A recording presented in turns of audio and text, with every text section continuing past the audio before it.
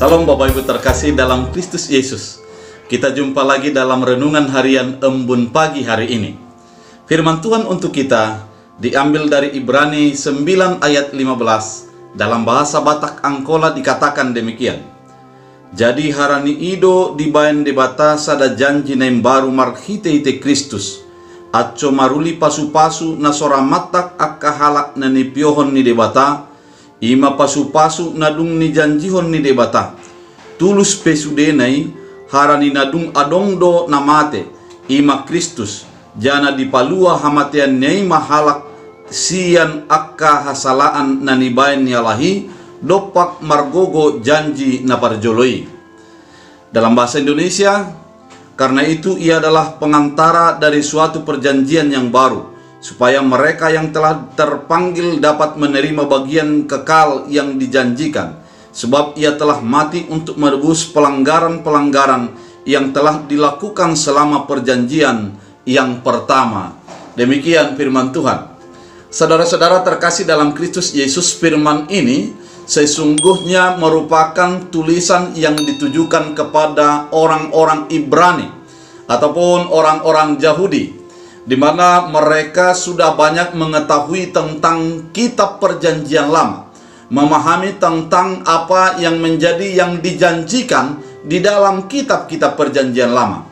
Kemudian mereka ingin mendapatkan sebuah pemahaman yang baru tentang perjanjian tersebut, yaitu pemenuhan akan janji Mesias. Karena di dalam perjanjian lama banyak kalimat-kalimat ataupun nubuat-nubuat akan kedatangan Mesias dalam penebusan manusia.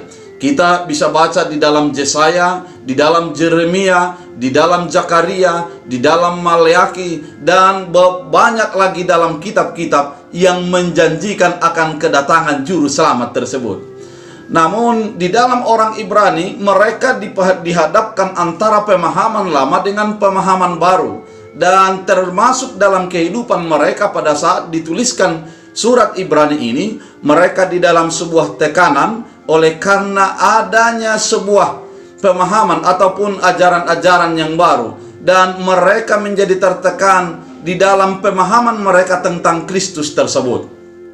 Oleh karena itu, melalui surat Ibrani secara khusus firman Tuhan pada saat ini mau dijembatani antara pemahaman di dalam perjanjian lama dan perjanjian baru, di mana Kristus yang menjadi perantara di antara keduanya. Saudara-saudara terkasih dalam Kristus Yesus, di dalam perjanjian lama dan masuk ke dalam perjanjian baru, dalam perjanjian lama dinyatakan kedatangan juru selamat, dan Yesuslah yang menjadi juru selamat tersebut. Maka kalau kita membaca dalam Alkitab, di dalam kitab Matius pasal 1 itu diterangkan tentang silsilah Yesus, di mana menjembatani antara pemahaman Ibrani dan pemahaman yang baru yang akan diterapkan di dalam Kristus Yesus tersebut.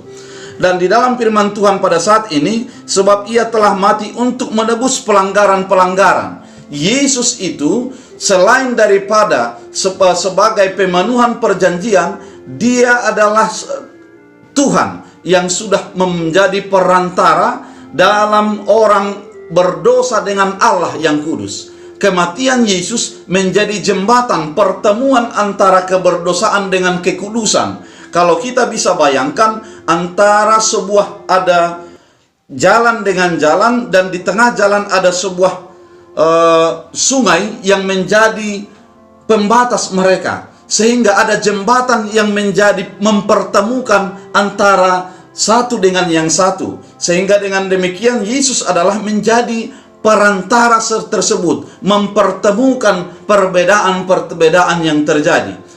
Oleh karena itu keselamatan juga menjadi dipertemukan melalui Yesus Kristus. Oleh karena itu siapa yang percaya kepada Kristus akan menjadi dihapuskan, diselesaikan keberdosaannya, dan menjadi memperoleh kehidupan yang kekal.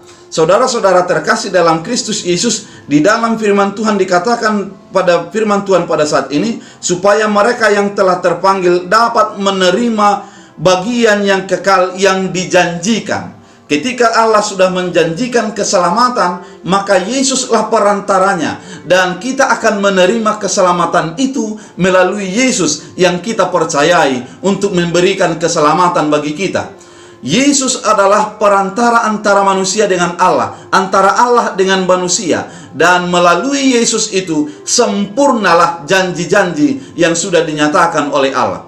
Oleh karena itu, melalui firman ini kita mau diteguhkan bahwa Yesus adalah sosok yang dijanjikan Allah dari perjanjian lama sampai kepada perjanjian baru, dan Yesuslah yang menjadi perantara penebus dosa-dosa manusia di dalam segala kekurangan dan keterbatasannya untuk datang kepada Allah yang kudus. Dengan pertemuan yang demikian, manusia menjadi dibenarkan, manusia menjadi dikuduskan, manusia menjadi diselamatkan dan menerima kehidupan yang kekal yang sudah disediakan bagi setiap orang yang percaya kepadanya. Oleh karena itu, mari kita tetap beriman, mari kita berpegang kepada janji dan pemenuhan janji yang sudah diberikan oleh Kristus Yesus di dalam kehidupan kita. Oleh karena itu, hiduplah di dalam janji setia Allah, dan hiduplah dan berpegang kepada iman percaya kepada Kristus Yesus, karena orang yang percaya kepada Kristus Yesus sudah beroleh keselamatan. Tuhan Yesus memberkati.